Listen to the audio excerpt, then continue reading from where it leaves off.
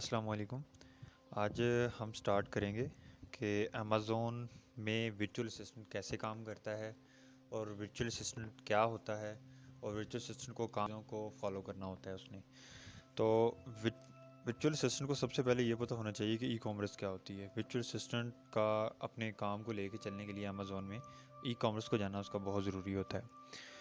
तो e commerce की जो बेसिकली टाइप ई कॉमर्स कहते हैं इलेक्ट्रॉनिक कॉमर्स को। ठीक है। तो इसकी चार बेसिक टाइप्स होती हैं।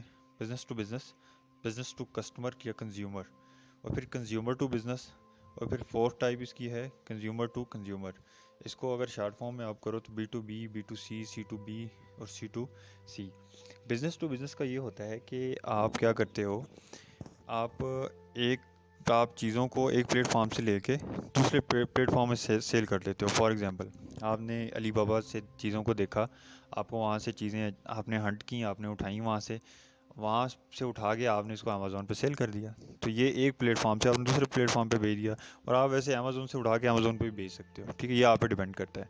आगे फिर आती है बिज़नेस टू कस्टमर। ये और बिज़नेस टू बिज़नेस जो फर्स्ट टाइम इसकी बता रहा हूँ, इसमें एक लिमिट्स भी होती हैं। इसमें अगर अमेज़ोन पे या alibaba.com पे आपने देखा है, फॉर एग्जांपल एक डिज़ाइनिंग ग्लास है तो आपने देखा है, तो उसमें लिमिट्स होंगी कि आप थाउजेंड्स आप ले सकते हो, उससे कम आप नहीं ले सकते। ठीक है, क्योंकि ये एक बिज़नेस उनका उनका एक रूल होता है, तो आप उससे कम परचेज़ वहाँ से कर ही नहीं सकते। तो उसके बाद फिर आती है business to customer. Business to customer या बिज़नेस बिज़नेस टू कंज्यूमर, उसमें ये होता है कि कंज्यूमर जितनी क्वांटिटी चाहे ले सकता है। ठीक है, इसकी एग्जांपल मैं आपको दराज की देता हूँ। दराज से आप फॉर एग्जांपल आपने एक शर्ट पसंद कर ली है, आप वो ले लोगे, आपको कोई लिमिट्स नहीं होंगी। ठीक है जी, आप ले सकते हैं। तो अमेज़ोन पे भी काफ़ी साइट्स ऐसी होती हैं, काफ़ी अकाउंट्स ऐसे होते हैं। लाइक डेट मोबाइल आपने परचेज़ करना है तो आपको एक मोबाइल मिल जाएगा। ठीक है, आपने परचेज़ करना है, वो लिमिट्स नहीं, वो एक बिज़नेस अकाउंट नहीं होता, वो कंज्यूमर के लिए अकाउंट होता है, तो इसकी कोई लिमिट नहीं होती। और जो बिज़नेस टू बिज़नेस है, B to B first type, इसमें ये होता है कि अगर आपने थाउजेंड चीज़ें परचेज़ की हैं, उसकी आपने लेबलिंग अपनी करवानी है, तो आप उसको बता सकते हो जी मेरी कंपनी की लेबलिंग करके आप इसको भिजवा दो, ताकि मैं इसको अपने प्लेटफॉर्म पे अपने तरीके से अपनी प्राइसेस में सेल कर सकूं। अच्छा, उसके बाद तीसरी इसकी टाइप है सी टू बी।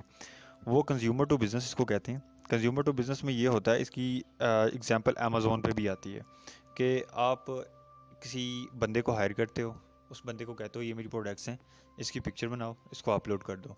या ये शिपिंग का काम होता है, फुलफिलमेंट का काम होता है, इस तरह के जो काम होते हैं, लाइक वर्चुअल असिस्टेंट यहाँ पे अपना रोल प्ले भी करते हैं। तो इसको मतलब ये कहते हैं कि बिजनेसमैन को कंज्यूमर की ज़रूरत होती है। उसके बाद आती है फोर्थ टाइप, वो उसको कहते हैं कंज्यूमर टू कंज्यूमर या कस्टमर टू कस्टमर। इसकी सिंपल सी एग्जांपल आपने OLX देखी होगी। OLX पे ये है कि आपके पास गाड़ी है, आपने सेल करनी है, तो आप वो गाड़ी सेल कर सकते हो। आप एक सिंगल कार है, उसका कोई इशू नहीं है, और उसके अलावा आपके पास कोई सेलफ़ोन है, ओल्ड सेलफ़ोन है, न्यू सेलफ़ोन लिया आपने, कुछ भी है, तो आप ये सिंपल सी एग्जांपल, ये सबको पता है। तो ये इसकी फोर टाइप्स थी ई कॉमर्स की। आई होप कि आपको इसका पता चल गया होगा। आगे है FBA और FBM। ये इनका क्या काम होता है, ये क्या चीज़ें होती हैं। FBA जो होता है, इसका एब्रीवेशन है फुलफिल्ड बाय अमेज़न, और FBM जो होता है ये फुलफिल्ड बाय मर्चेंट। FBA का काम ये इसमें ये होता है कि FBA की फुल रिस्पॉन्सिबिलिटी होती है। ठीक है, आपका सामान है, आपका लगेज है, आपने आप फॉर एग्जांपल आपके स्टोर से आप कहते हो जी ये मेरा सामान है, ये आप लें, इसको आपने पैकिंग भी करना है, आपने फुलफिलमेंट भी करनी है, शिपिंग भी करनी है, और आपने इसको पहुंचाना भी है फलाना एड्रेस पे। वो सारा काम अमेज़न खुद करता है, अपने वेयर हाउस पे रखता है। ठीक है, वो उसकी अपने ओवर हैंड कर लेता है। ठीक है, कस्टमर को वो मुकम्मल सर्विसेज प्रोवाइड करता है, वो अमेज़न की रिस्पॉन्सिबिलिटी में आता है। तो इसको कहते हैं FBA।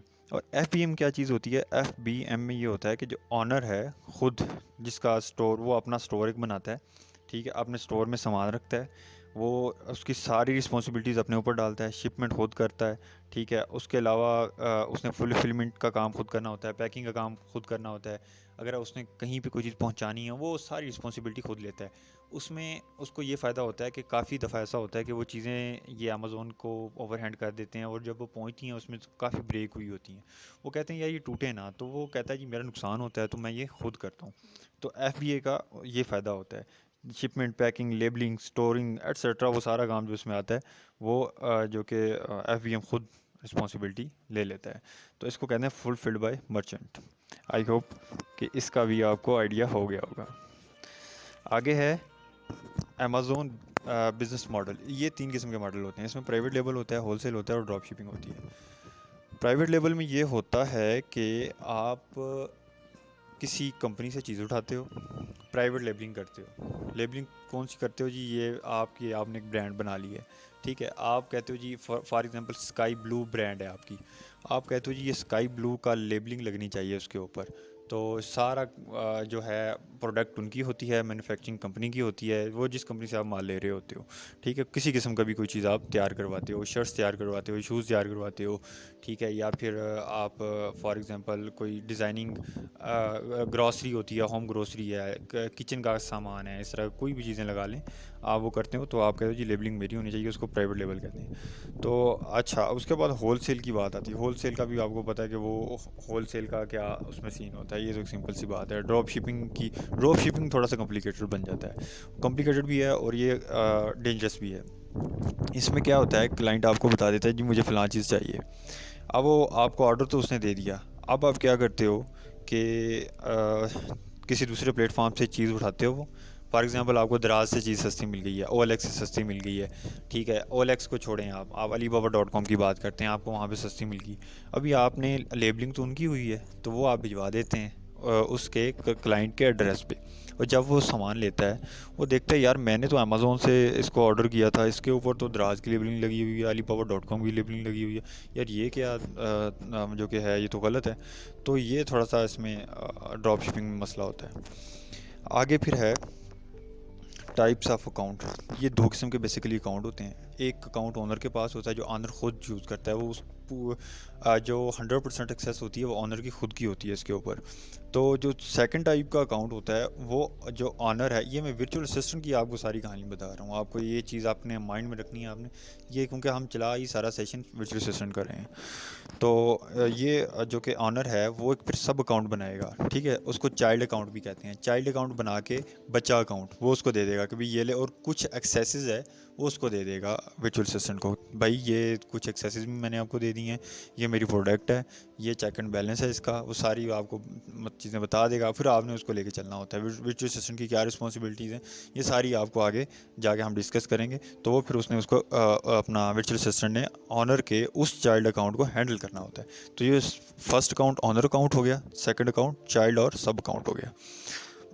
अभी देखते हैं जी वर्चुअल असिस्टेंट क्या होता है। बेसिक इन्फॉर्मेशन आज हम डिस्कस कर रहे हैं। वर्चुअल असिस्टेंट में ये है कि वर्चुअल असिस्टेंट का काम होता है कि ऑनलाइन बिजनेस करना, ठीक है। अमेज़ोन के ऊपर करे, चाहे वो जिस प्लेटफॉर्म पे मर्जी जाके करे, उसने चीज़ों मार्केट के अंदर काम करना होता है। प्रोडक्ट की जो कि वो मार्केटिंग करनी होती है वहाँ पे। ऑनर टू क्लाइंट और क्लाइंट टू ऑनर रिलेशन बनाना होता है, ठीक है। उसके बाद उसने प्रोडक्ट को चेक चेक करना होता है, ठीक है, कि प्रोडक्ट किस लेवल में जा रही होती है, जिसको हम प्रोडक्ट हंटिंग भी कहते हैं, ठीक है। फिर आगे उसने टूल को यूज़ करके ये सारा काम करना, और टूल का यूजेज अच्छे से आना चाहिए, ठीक है। आगे फिर ये है अकाउंट बैलेंस, जो कि अकाउंटेंट सॉरी वो ऑनर का जो अकाउंट होता है उसका चेक एंड बैलेंस उसने रखना होता है, ठीक है। उसको इस तरीके से चलाना होता है उसने कि उसका जो ऑनर है, ठीक है, तो वो जिसको वर्चुअल असिस्टेंट है अपना क्लाइंट बोलता है, वो उससे किसी किसी की कंप्लेन नहीं होनी चाहिए, ठीक है। ये फिर इसी सूरत में होता है कि उसके पास मुकम्मल नॉलेज हो, उसके पास सारी स्किल्स हों, उसे पता हो कि यार मैंने काम क्या करना है और कैसे रन करना है। तो ये आज का हमारा था फर्स्ट वीडियो, बेसिक इन्फॉर्मेशन इसका। और आगे इंशाल्लाह जो कि है हम इसकी सेकंड वीडियो में बाकी चीज़ें डिस्कस करेंगे।